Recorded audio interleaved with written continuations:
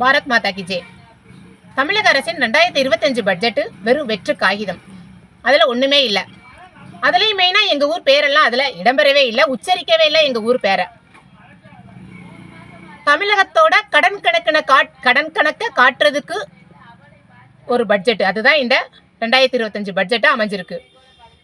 ஆனால் தமிழகம் பொருளாதாரத்தில் முன்னேறின மாநிலமாக தமிழக மக்கள் கிட்ட ஒரு மாயையை உருவாக்கி அதிக அளவில் கடன் வாங்கியிருக்காங்க. இந்தியாவிலேயே அதிகமான கடன் வாங்கின மாநிலம் இந்த தமிழகம் தான். அதுக்கு பெருமையான ஒரு பெருமை மிகுந்த மாநிலமாக இருந்திருக்கு.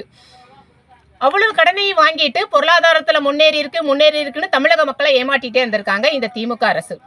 ஆனால் அவங்க மட்டும் என்னதான் செஞ்சாங்கன்னே தெரியல. அவ்வளோ கடனை வாங்கி இன்னைக்கு நாமெல்லாம் இவங்களுக்கு ஓட்டு போட்ட பாவத்துக்கு தமிழக மக்களோட ஒவ்வொருத்தரோட தலையிலையும் 1 லட்சத்துக்கும் அதிகமான கடனில் இன்னைக்கு நாமெல்லாம் தத்தளிச்சுட்டு இருக்கோம். இதுக்கு காரணம் அவங்க கடன் வாங்கி வச்சிருக்காங்க திமுக காரங்க. என்ன பண்ணினாங்கன்னே தெரியல. எந்த நலத்திட்டங்களும் மக்களுக்கு புரியவே இல்லை. மத்திய அரசு பண்ணின நலத்திட்டங்களை தான் தான் பண்ணினதா ஓசியா ஸ்டிக்கரை ஒட்டி இவ்வளோ நாள் பண்ணிக்கிட்டே இருந்தாங்க. ஆனால் இன்னைக்கு ஏகப்பட்ட கடன். தமிழகம் தான் முதலிடத்துல இருக்கு கடன் வாங்கினதுல இந்தியாவில்.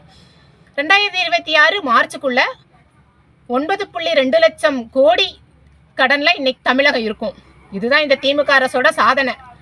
தமிழக மக்களே, தமிழகத்தில் உள்ள மக்களை இளம் விதவைகளாக்கி, மதுவிலும் போதையிலும் ஆண்களை அடிமையாக்கி, அதன் மூலம் இளம் விதவைகளை உருவாக்கிவிட்டு தானும் தன் குடும்பம் மட்டுமே சுகமாய் வாழ்ந்து கொண்டிருக்கும் இந்த திமுக அரசு இன்னமும் நமக்கு தேவையா? தமிழக மக்களை சற்றே சிந்தித்து பாருங்கள். நம்மையெல்லாம் கெடுத்துக்கொண்டு தமிழகத்தையே கடலில் மூழ்கடித்திருக்கும் இந்த தமிழக திமுக அரசு நமக்கு தேவையே கிடையாது. இந்த திமுகவை புறக்கணிப்போம். இந்த திமுக அரசை வேரோடு அறுப்போம். ஜெய் ஹிந்த்.